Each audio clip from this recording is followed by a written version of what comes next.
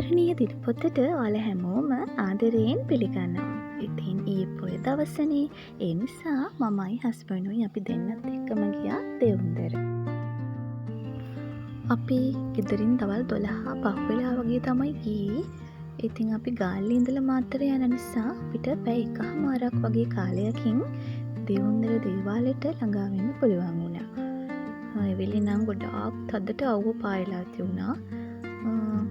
ඉතින් අපි දෙවුන්දර දේවාලෙට ගිහින් මල් පහන් පූජා කරලා නිදහසේ වැඩ කටයුතු ටික කරලා ආවා. ඒවා ඉතින් අපි වීඩියෝස් ගත්තේ නෑ. ඒ වෙති නිදහසේ කරන්න ඕන දේවල්නේ.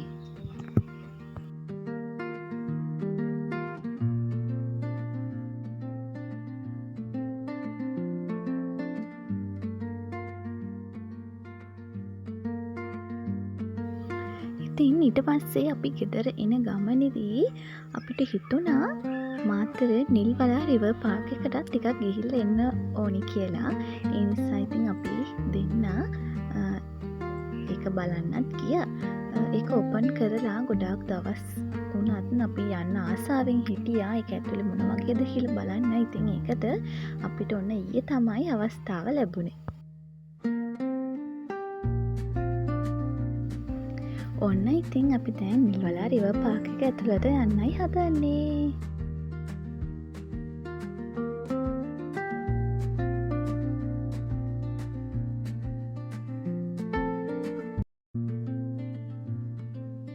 ඉතින් මේ පාර්ක් එක ඇතුළට යන්න අවුරුදු 12න් පහළ පුංචි ළමයින්ට නම් ටිකට් එකක් අවශ්‍ය නැහැ.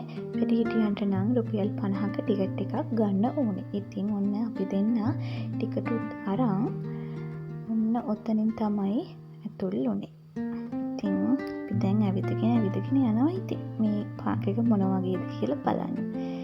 ඉතින් ඇත්තටම මේ පාර්ක් එකේ ඇවිදිනකොට වටපිටා බලනකොට හරිම නිදහස් නිස්කලංක පරිසරයක් තියෙන්නේ. ඉතින් නිදහසේ වෙන කෙනෙක්ට ඇවිල්ලා කාලය ගත කරන්න හොඳ තැනක්.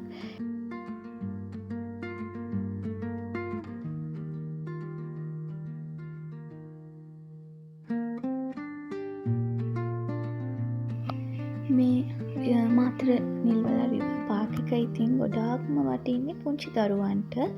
මොකද ඉතින් මෙතන තියෙන ගොඩාක් විනෝද ක්‍රීඩා පොඩි දරුවන්ට කරන්න පුළුවන් දේවල්. ඉතින් අපිට කරන්න පුළුවන් දේවල් ඇත්තටම නැති තරම්.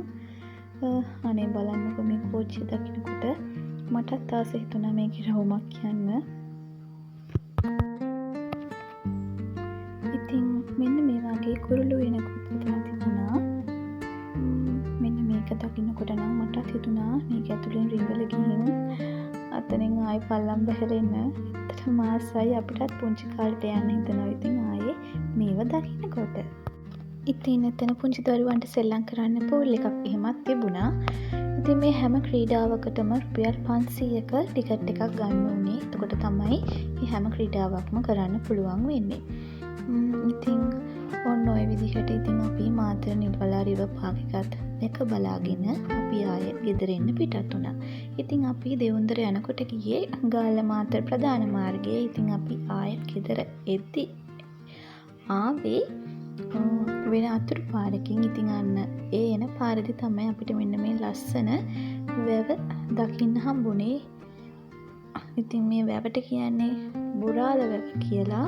ඉතින් ඔන්න ගෙදර කිට්ටුවටම එනකොට මෙන්න මේ ලස්සන මොනරා පිල් වෙදහගෙන ඉන්නවත් අපිට දකින්න හම්බුණා.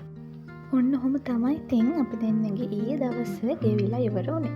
ඉතින් ආයෙත් ලස්සන වීඩියෝ එකකින් හමු වෙනකන් ඔයාලා හැමෝම සතුටින් පරිස්සමින් ඉන්න. Dear Diary YouTube channel එක subscribe කරන්නත් අමතක කරන්න එපා.